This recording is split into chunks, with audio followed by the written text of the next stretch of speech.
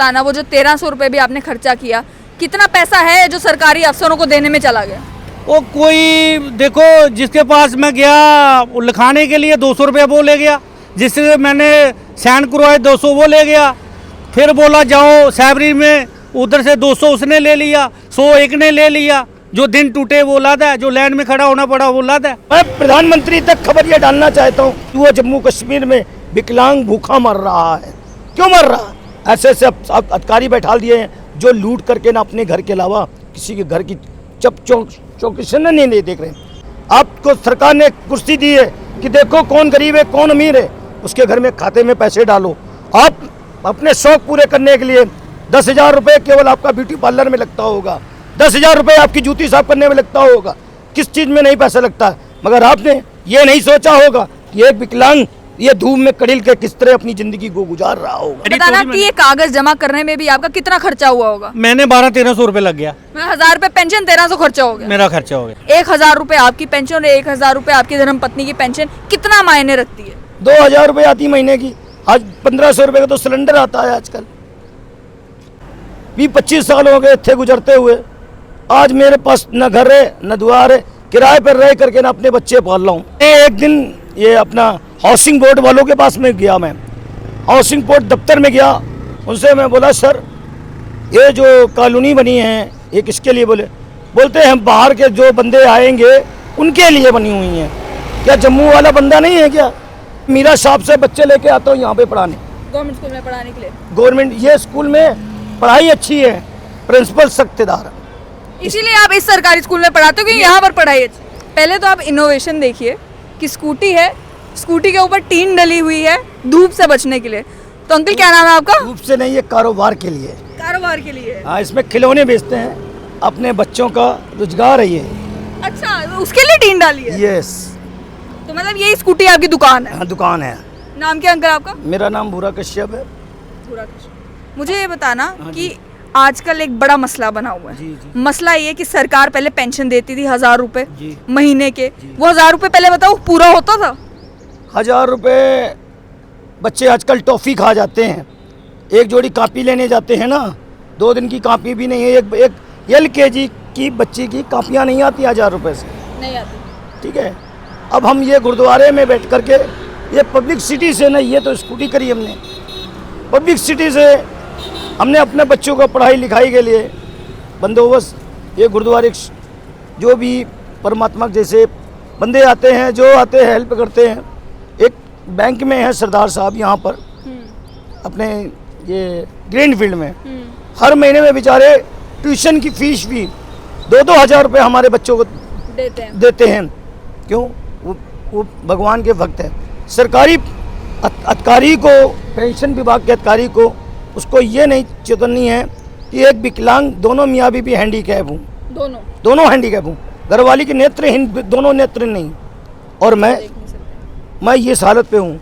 ठीक है, हमने आज तक सरकार से कोई चीज़ के लिए मांग नहीं की। ये देखिए स्कूटी दिखाता हूँ आपको, ये स्कूटी का पोजीशन, ये हाल देखिए। ये स्कूटी कब ली थी, कितनी देर हो गई? ये हमको गुरुद्वारे की कमेटी ने के बंदे ने ना ले करके दी थी। कितने साल हो गए? 15 साल हो गए। 15 साल पहले जी। तो तब से ये स्कूटी जो है आपके आने जाने का भी साधन है, ये स्कूटी आपकी दुकान भी है, और अब टीन आपने कहा कि कारोबार के लिए, लेकिन धूप से भी बचा तो देती होगी। धूप बारिश हर चीज़ से बचाती है। तो मैं यही गुंजाइश था, मैं गवर्नमेंट से यही गुंजाइश कर रहे थे कि जो हमारी पेंशनें बंद की है। कितना टाइम हो गया बंद हुए? हमारी पेंशन तो 3 साल हो गए बंद हुए, 3 साल से लगी नहीं है। लगाने जाता हूँ, कभी डोमिसल लाओ तो कभी ये लाओ तो कभी वो लाओ, परेशान करना उनका, बिल्कुल परेशान करना। मतलब इस हालत में भी सोशल वेलफेयर डिपार्टमेंट को ये नहीं लगता कि वो आपकी मदद करे डोमिसाइल बनाने में? आपको कहते हैं DC दफ्तर जाओ, तहसीलदार के पास जाओ। Yes yes yes. जब हम राशन विभाग अधिकारी के पास जाते हैं, राशन विभाग वाला बोलता है जाओ उधर तहसीलदार के पास जाओ, तहसीलदार के पास जाते हैं, तहसीलदार बोलता उधर सरपंच के पास जाओ, सरपंच के पास जाता हूँ तो बोलते हैं उसके पास जाओ।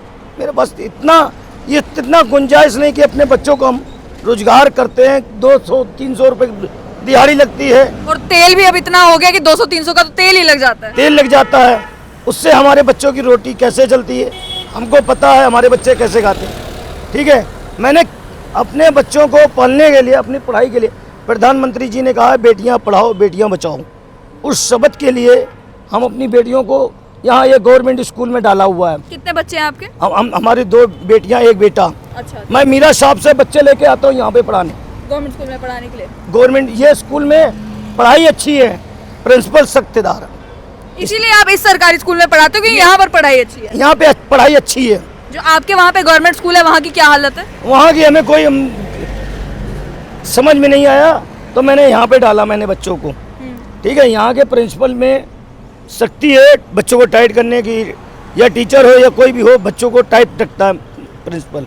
ठीक है, इसलिए मैंने यहाँ पर स्कूल में अपना वो किया हुआ है, दाखिल डाला हुआ है। हम बहुत दिनों से परेशान हैं। अभी हम आपको देख रहे हैं दोपहर में, हम कितनी दोपहर है, हम भटक रहे हैं। क्यों भटक रहे हैं? कारोबार नहीं है, रोजगार नहीं है, बच्चों का टेंशन, पढ़ाई लिखाई, ट्यूशन की फीस देना, बच्चों को 1000 खर्चे होते हैं। मुझे बताना कि बड़े सारे लोग हैं वो कहते हैं कि 1000 रुपये से क्या ही फर्क पड़ता है। एक गरीब परिवार के लिए जिनके पास कमाई के साधन भी बड़े कम है, 1000 रुपये आपकी पेंशन और 1000 रुपये आपकी धर्मपत्नी की पेंशन कितना मायने रखती है? 2000 रुपये आती महीने की। आज 1500 रुपये का तो सिलेंडर आता है। आजकल 1500 रुपये का सिलेंडर आता है। हम आपके जैसे कोई धर्मात्मा, आपके जैसे कोई धर्मात्मा आ गया या कोई और आ गया, वो आकर के मेरे घर का, मेरे बच्चों का रोटी का निवालन करके 5 किलो आटा, 10 किलो आटा घर में रख जाता अपनी मर्जी से, उससे गुजारा चलता है। आपका वो जो मुफ्त राशन सरकार बांटते हैं वो मिलता है या वो भी नहीं मिलता? वो सरकार के पास कुछ नहीं है, सरकार देती नहीं। आपको नहीं मिला? अभी नहीं मिला। अच्छा, राशन कार्ड आपका बना हुआ है बीपीएल का? कुछ नहीं बना हुआ। राशन कार्ड भी नहीं बना हुआ? ना। जब डिपार्टमेंट में जाते हैं तो वो क्या कहते हैं? वो बोलते हैं अभी तुम्हारा राशन कार्ड नहीं बन सकता है, आप डोमिसाइल लाओ, ये लाओ वो लाओ। हम पढ़े लिखे अनपढ़ आदमी हैं, 20-25 साल हो गए थे गुजरते हुए। आज मेरे पास न घर है न द्वार है, किराए पर रह करके ना अपने बच्चे पाल रहा हूँ। घर भी नहीं ना। मतलब सरकार तो कहती है हमने घर बनाने के लिए भी 1-1.5 लाख रुपए दे दिए गरीबों को, राशन भी मुफ्त दे दिया गरीबों को, तो आपको कुछ भी नहीं मिला? ना। मैं एक दिन ये अपना हाउसिंग बोर्ड वालों के पास में गया, मैं हाउसिंग बोर्ड दफ्तर में गया, उनसे मैं बोला सर ये जो कॉलोनी बनी है ये किसके लिए? बोलते हैं हम बाहर के जो बंदे आएंगे उनके लिए बनी हुई हैं। क्या जम्मू वाला बंदा नहीं है क्या? गवर्नमेंट के रूल में जम्मू बाहर की पब्लिक आ रही है, उनको किराए पे आप दे रहे हैं? किराए पे दे रहे हैं। हम जम्मू में 15-20 साल से भटक रहे हैं, क्या हमको नहीं दे सकते? सही बात है। आप लोग ये सोचिए, हम ये कह रहे हैं कि हम हमारे जैसे भी गरीब को, हमारे जैसे गरीब को वहाँ पे बसाइए, उसको भी एक जीवन का सहारा हो जाएगा। डोमिसाइल को लेके तो सरकार ने कहा कि 15 दिन के अंदर अंदर आपको सरकारी अफसरों को डोमिसाइल बना के देना है। मुझे बताना कि आपने कभी फाइल लगाई, पहुंचे वहां पर, और ये बताना कि मुफ्त काम होता है इन सरकारी दफ्तरों में या पैसे देने पड़ते हैं? आजकल कोई सुनाई नहीं है। मैं बहुत जगह जा चुका हूँ, बहुत अफसरों से मिल चुका हूँ, किसी अफसर ने मेरी कोई वो नहीं की है। किसी ने नहीं। हम तहसीलदार, वो अपनी तहसील है ये गाड़ीगढ़ में तहसीलदार के पास गया। मैं बोला सर मुझे इनकम सर्टिफिकेट बना दो, मेरे को स्कूटी लेनी है। स्कूटी का कागज मेरे पास आज भी रखा है, इनकम सर्टिफिकेट नहीं बना के दिया। आज ये टूटी स्कूटी चलते बेर खराब हो जाती है। देखिए पूरी टूटी है। डोमिसाइल बनाने के लिए भी दिया उनको कि डोमिसाइल बना दो, वो भी नहीं, कुछ नहीं, वो भी नहीं बनाया।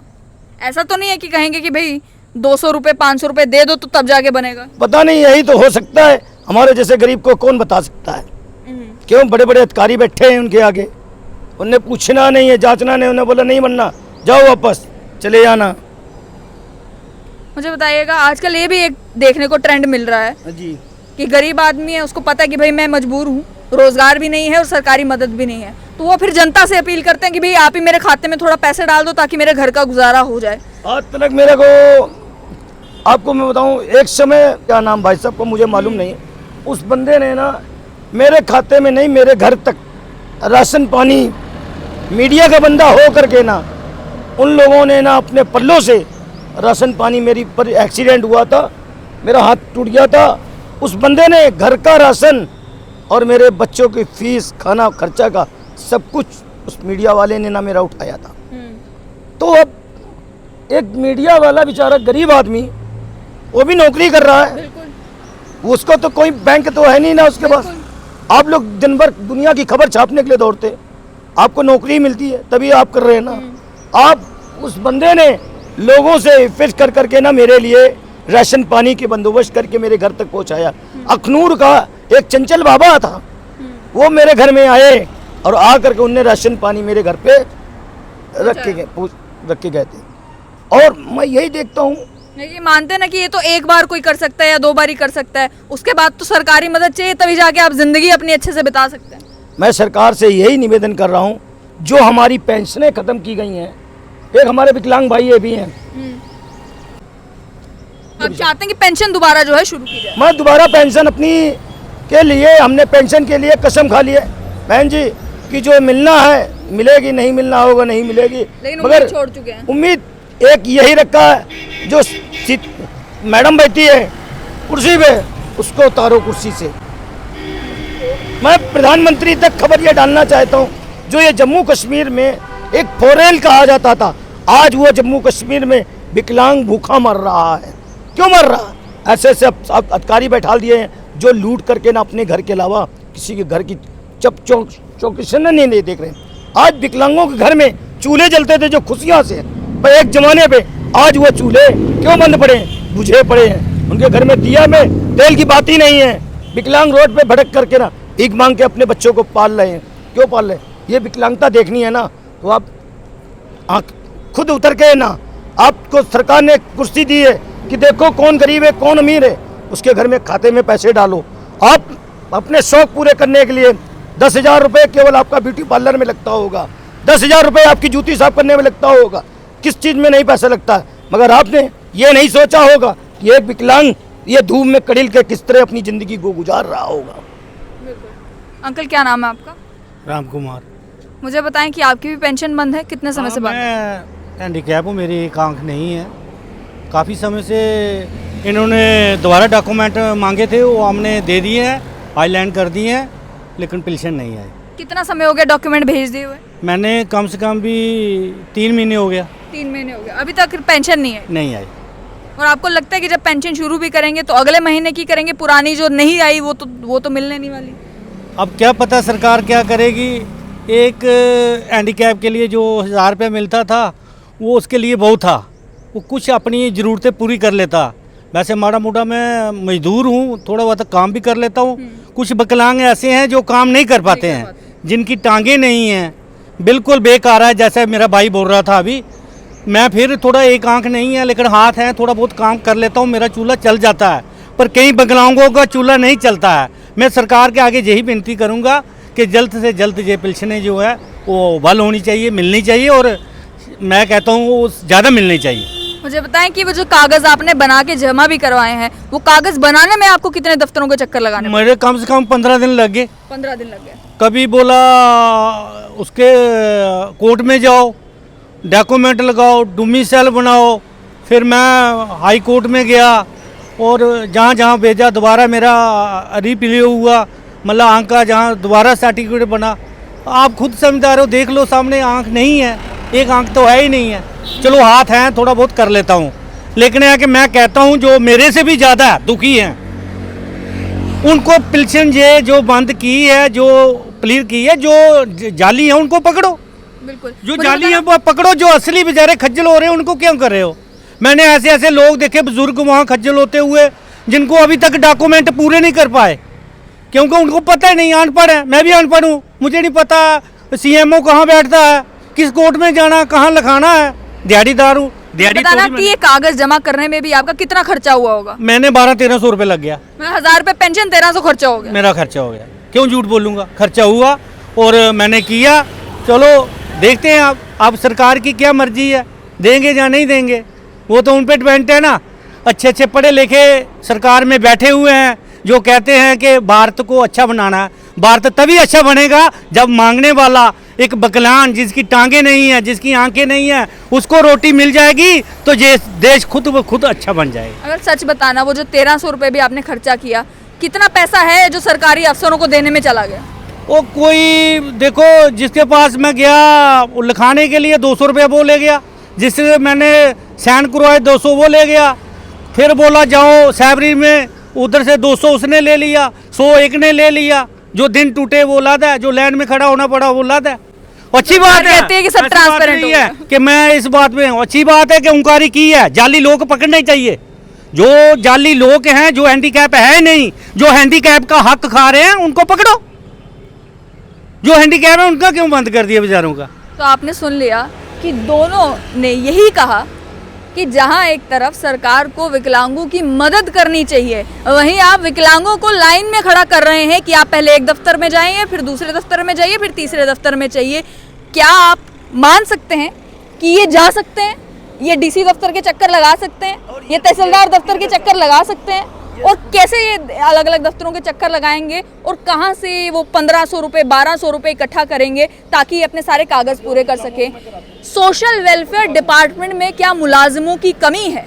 क्या ब्लॉक लेवल पर, डिस्ट्रिक्ट लेवल पर सोशल वेलफेयर डिपार्टमेंट के पास मुलाजिम नहीं है जिन्हें घर घर जाकर जो लोग हैंडीकैप्ड है, जो लोग विकलांग है, उनकी वेरिफिकेशन करनी चाहिए ताकि वो वेरीफाई करें कि कौन विकलांग है, कौन विकलांग नहीं है? आप टीम्स बनाइए, आप जाइए वेरिफिकेशन करने के लिए। इन्हें क्यों कहा जा रहा है कि आप दफ्तरों के चक्कर लगाएं? तो सरकार का काम जो है वो लोगों की मदद करना होना चाहिए, उनके लिए परेशानी खड़ा करना नहीं।